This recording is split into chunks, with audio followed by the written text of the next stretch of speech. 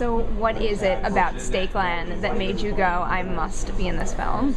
Well, I love vampire films and horror films in general. I grew up on Famous Monsters of Filmland magazine, and I like the classics, the black and white Dracula and Mummy and Frankenstein and all that. So I've always been a huge horror fan, and I've gotten to do different sci-fi things and horror things. But I just thought the script was so. It was totally satisfying on a horror level, but it also was really satisfying on a character study level and on a Western level, and it kind of functions as just a classic, great movie that happens to have vampires dropping out of the sky. And was there ever any concern that this movie would kind of get swept up in this whole vampire craze? Yeah, I think so. I did another film, Cirque du Freak, The Vampire's Assistant, that kind of got sort of swept under the carpet because the assumption was that it was just another vampire movie, even though, I think it deserved a better showing than that.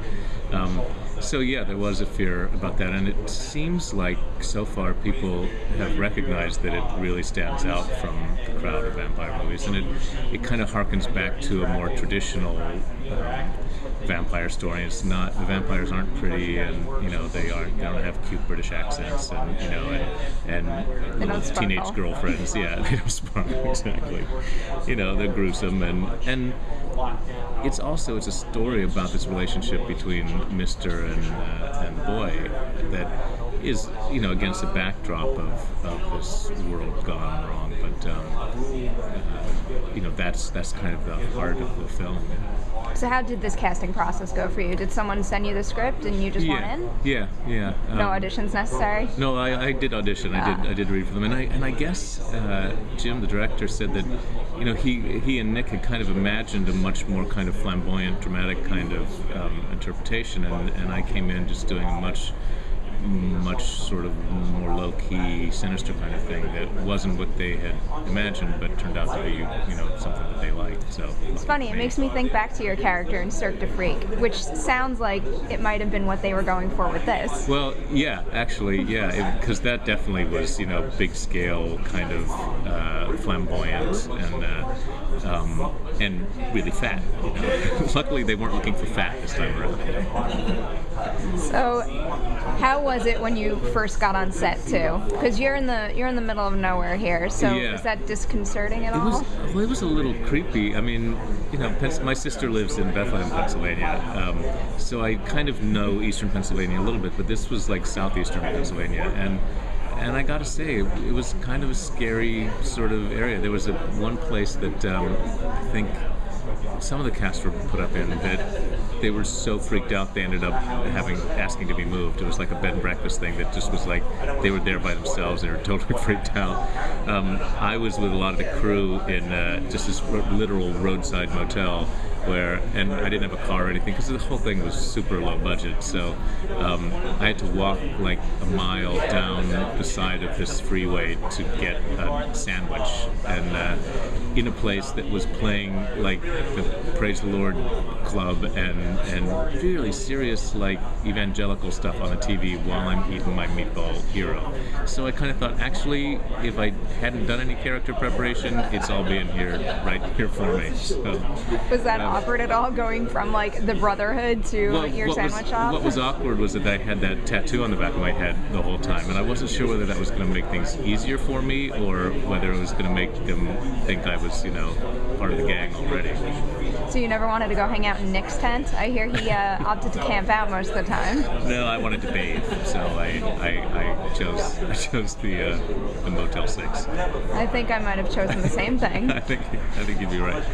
And how long were you on set? Because I know you're a busy guy, and they probably were able to section off your portions of the film too. Yeah, we did it in two sections. There was the Pennsylvania section in the summer, and then the upstate New York section, the end of the film, in December, I think it was. And I was doing a play at the time, so I did have to kind of like steal weekends and days off and that kind of thing, and just sort of leave right after the play, go shoot some, and come back to do the play again. And it was great too because I got to bring my dog with me. This is her film debut. She plays the camp dog in the scene where I. As a dog lover, I know exactly what this dog looks like. I remember that moment. Well, that's great. She was 16 and a half. She just passed away in January, which is really a difficult thing that I'm still dealing with, really. But knowing that she's preserved in this movie makes the movie that much more precious to me, actually. And it's nice to know that even Jebediah Lovan, has a soft spot for families. And this movie must have a soft spot for you overall because, ultra low budget, you've got to give a lot. Yeah, it's really true that, there are no rewards in this kind of work unless you just really like the project and really like the people. There's no expectation that you're ever going to see any money for it, and nobody else is making any money from it either. And the feeling of pride, you never know either what it's going to end up being. You can have the best script in the world and the greatest time shooting it, and it can still end up, not coming together right. Search to Freak was a fantastic experience, but it didn't kind of congeal the way everybody hoped it would. This has been so satisfying because I've probably seen it 6 times now, and I'm still looking forward to going to all the screenings tonight and this week because I just like watching the movie. And I really, I'm a downtown indie kind of guy. I've gotten the opportunity to do more higher profile stuff, but a movie like this is always going to be sort of the most precious thing to me because it's just people trying to tell a good story and have a good time doing it, and the simplicity and the kind of unfussiness of it all, and the fact that you're going to have to slog through the mud, and there isn't going to be a trailer, and you're going to be on a cot if you're lucky, and maybe just kind of sitting on the side of the road for hours at a time, but it reminds you why you care to do it in the first place. And that kind of environment too, I get the sense, even from talking to all of you today, that you kind of built your own little family here. We did. It was this, and that was another nice thing about the scale of it. It was manageable. It was, a small crew, a small cast, and we got to know each other and got to spend time with each other. I've been to,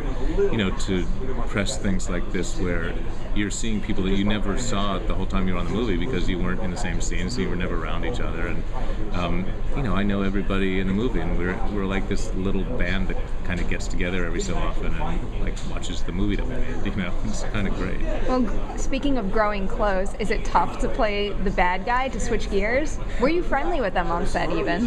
Well, actually, on set it was difficult. We would talk, but people kind of keep to themselves a bit, and I do notice that when I play the evil guy, I tend just not to feel quite as included as I do when I'm kind of on the side of the good guys.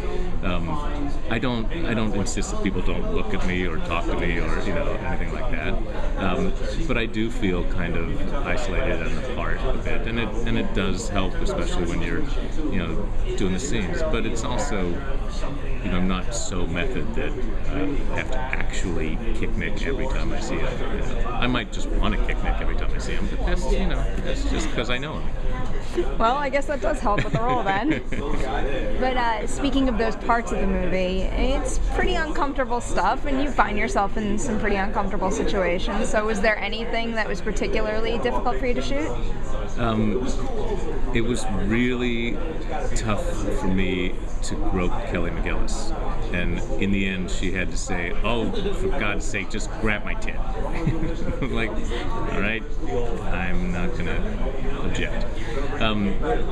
The really the vampire stuff at the end was just a blast, and I had a great time doing that. But the more kind of human, realistic, like things that a human being could do to another human being, those were hard to do, and some of them, Nick is such a tough guy, and said, look, you just hit me. It'll look better if you really hit me, and it was really difficult for me to just like fall off and punch. He was already hogtied and hanging in the air, it's tough enough.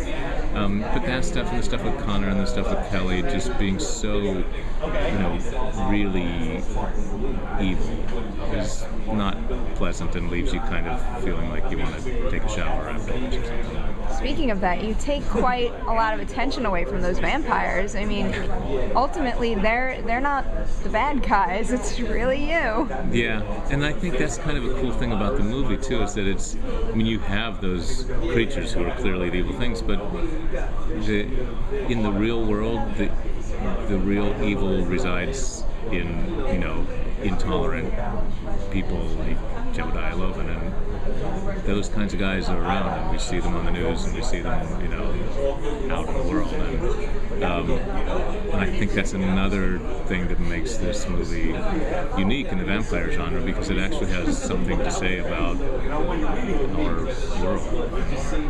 So going back to your other vampire movie, Cirque du Freak, because what happened? I was part of the camp that loved it, and I really loved it for a lot of reasons. I thought I so loved that they did everything with prosthetics instead of doing CGI, because everything has gone so digital and computer generated and it just takes the human element away. And even though we're under layers and layers of latex and stuff, there's still a human being, and I think audiences respond differently to seeing the human being and connect more with that. I think maybe the problem was, the kids who grew up with the books and who loved the books are now in their mid to late teens maybe. And so I think they were trying to straddle the two worlds. They wanted to appeal to younger kids who were the age of the kids who read the books now, which is kind of younger because they're sort of written for younger kids. But they also wanted to appeal to high school and early college kids too. And you look at the cast and you can see, John C. Reilly and Ken Watanabe and Willem Dafoe and Selma Hayek. It's not, they aren't people who are going to necessarily mean anything to 12-year-old kids. And so I think they were kind of trying to appeal to two different audiences and sort of fell down somewhere in the middle. But even so, I watch it and I really enjoy it. I think it's it's a little clunkier than movies are today, but I think that's part of what makes it great. It's like, that you watch those old Hammer films, and they were a little clunky because they didn't have so much digital. You watch Harry Potter and everything is so slick and beautiful and lush, but I feel like you're always at a distance from it because it's so not real. And Cirque du Freak, for whatever faults you may have with it, it's real and you can kind of connect with people. And I thought the story of that boy and basically a coming of age story that just happens to involve vampires, but I thought it was really sweet and you really feel for him throughout and towards the end. I was disappointed. We were supposed to make 3 of them. That was the idea. And is that idea completely abandoned at this point? as far as I know, yeah.